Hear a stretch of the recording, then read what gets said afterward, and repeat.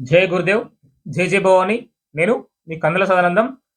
మనము గతంలో ఒక 1 ఆర్ 2 ఇయర్స్ బ్యాక్ అనుకుంటా, శబరిమల విషయంలో ఒక మహిళ చాలా పెద్ద రాద్ధాంతం చేసింది. అంటే మహిళల్ని శబరిమలలో నిషేధించిర్రు అని చెప్పేసి ఒక రకమైన రచ్చ చేసింది. బట్ వాస్తవానికి గూడా అయ్యప్ప స్వామి దర్శనానికి శబరిమలలో మహిళలకి నిషేధం, ఎలాంటి నిషేధం లేదు. కానీ అక్కడ నియమం ఏంది అంటే చిన్న పిల్లలు వెళ్ళొచ్చు. ఎట్ ద సేమ్ టైమ్ పెద్దవాళ్ళు వెళ్ళొచ్చు. సో, అందుకోసమే దాన్ని అంటే పూర్తి నిషేధం గాదు గదా! మహిళలకి పూర్తి నిషేధం అని గాదు గదా! సో, అంటే ఆ పద్ధతి అట్లా ఉంది గాబట్టి దాని గురించి అప్పుడు జరిగింది. సో, దాని గురించి చాలా పెద్ద ఎత్తున రాద్ధాంతం జేసింది. అది నేషనల్ ఇష్యూ అయిపోయింది. అది అందరికి తెలిసిన విషయం మనందరికి గూడా. ఆ మహిళ అట్లా చేసింది అనేది. సో, ఇప్పుడు ఎలా ఉంటుందంటే కర్మఫలం అనేది భగవంతునితోని పెట్టుకోవద్దు ఎప్పుడు గాని. మీకిప్పుడు డబ్బులొస్తున్నాయా? లేకుంటే ఇంకెవడైనా సపోర్ట్ చేస్తుండా? ఇంకా ఎవని బ్యాక్‌గ్రౌండ్ ఉంది? ఎవని సపోర్ట్ ఉంది? ఎవడు మిమ్మల్ని రెచ్చగొడుతుండు? అని జెప్పేసి వాని మాటలిని మనం రెచ్చిపోతే, అది మన దాకా వచ్చేదాకా గూడా మనకు తెలియదు.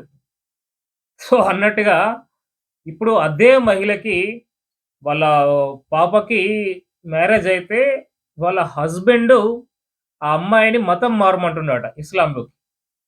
ఇస్లాంలోకి మతం మారమంటుండట. సో, మా అమ్మాయి స్వేచ్ఛ కోల్పోతుంది. మా అమ్మాయి హక్కులు కోల్పోతుంది. ఈ మతం మారడం అనేది కరెక్ట్ కాదు. ఆ ముస్లింలకి ఆమె ఎట్లా మారుతదని జెప్పేసి ఇప్పుడు అక్కడున్న గవర్నమెంట్ రిక్వెస్ట్ చేస్తున్న పరిస్థితి. బతిలాడుతున్న పరిస్థితి. చూడండి కర్మ ఫలం ఎట్లుంటదంటే ఎవడు చేసిన కర్మ వానికొస్తది. అంతే ఇంకా. సో, ఇది దుర్మార్గమైన లెక్కలు. ఆ లెక్కలని నిజంగా గూడా ఎవడో చెప్తే మనం ప్రేరేపిస్తే మన బుద్ధి ఎటు పోతదని ఆలోచించుకోవాలి. ఎంతోమంది దుర్మార్గులుంటరు. వానికి ఎక్కడి నుంచో ఫండింగొస్తది. దేశ విదేశాల నుంచి వాళ్ళకి ఫండింగొస్తది. వాడిక్కడ మిమ్మల్ని పెట్టుకొని పిచ్చోళ్ళని చేస్తాడు. సో, మీరొక స్థాయికి పోయిన తర్వాత మీకసలేందో మీకు తెలియదు. అట్లా ఒక రకమైన ప్రేరేపిస్తారు. 100 మంది కలిసి ఒక మంచోడిని దొంగ, దొంగ అంటే వాడొక దొంగ చ చ చిత్రించబడతాడు. అదే దొంగను పట్టుకొని ఒక మంచోడు, మంచోడు అని చెప్పేసి ఒక 100 మంది అంటే వాడు మంచోడు అవ్వడానికి అవకాశం ఉంటది. సో, అట్లాగే మిమ్మల్ని మైండ్ వాష్ చేసి, ఆ బ్రెయిన్ వాష్ చేసి మిమ్మల్ని కొన్ని డబ్బులిచ్చి ఉసిగొలిపిర్రు. సో, అందుకోసమే ఎవ్వరి ట్రాప్‌లో పడొద్దు. ఎవ్వరి ట్రాప్‌లో పడొద్దు. ఏ కర్మకు గూడా మనం లొంగొద్దు అనేది ఒక గుణపాఠం ఇది. ఇదొక గుణపాఠం. ఇక్కడ ఉన్న మన తెలుగు వాళ్ళు గూడా చాలా మంది అర్థం చేసుకోవాలి దయచేసి. రకరకాలుగా కులాల పేరు మీద, మతాల పేరు మీద, వర్గాల పేరు మీద, అన్ని రకాల పేర్ల మీద మనల్ని అణిచివేసి ఈ సనాతన ధర్మానికి దూరం పెట్టే ప్రక్రియ చాలా దుర్మార్గంగా నడుస్తుంది. చాలా రకాల కార్యక్రమాలు నడుస్తున్నాయి. కొన్ని వాట్సాప్‌లల్లా, ఫేస్‌బుక్‌లల్లా, సోషల్ మీడియాలల్లా, ఇన్‌స్టాగ్రామ్‌లల్లా అన్ని రకాల ప్లాట్‌ఫార్మ్స్ ఈవెన్ మూవీలల్లో గూడా సాంగ్స్ పరంగా గూడా మనల్ని డైవర్ట్ చేసే కార్యక్రమాలు నడుస్తున్నాయి. దయచేసి ఎందులో గూడా మీరు ట్రాప్‌లో ఉండొద్దు అని జెప్పేసి నేను కోరుకుంటున్నాను. సో, సనాతన ధర్మం వైపు ఉండాలే. పెద్దలు నేర్పించిన మార్గంలో ఉండాలే. మీ పూర్వీకులు పాటించిన సిద్ధాంతాలు పాటించండి. మీ పూర్వీకులైతే మీరే తెలివోళ్ళు అనుకుంటే మీ పూర్వీకులేంది? మీ తాతలు ముత్తాతలు వాళ్ళకి తెలివులేవనా? కాదు గదా! వాళ్ళు చదువుకోకపోవచ్చు. బట్ సైన్స్ చానా గొప్పది. వాళ్ళెప్పటి నుంచో సైన్స్ ఉంది వాళ్ళ దగ్గర.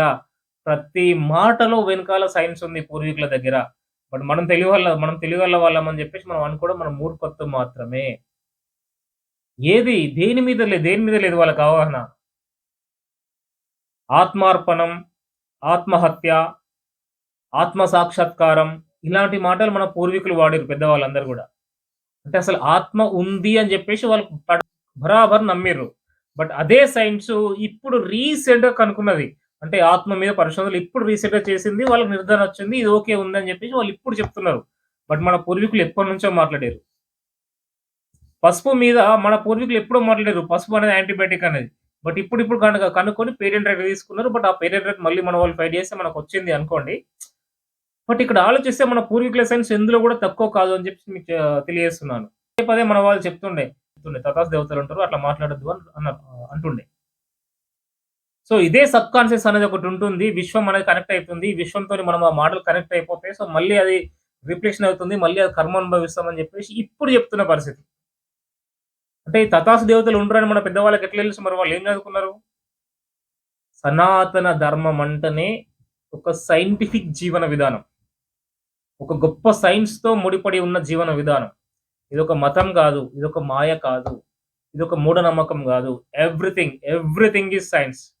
ప్రతీది పెట్టుకున్న బొట్టు, చేతికున్న కంకణం, ప్రతి ఒక్కటి గూడా, ప్రతి ఒక్కటి గూడా సైన్స్‌కి ముడిపడి ఉంటుంది.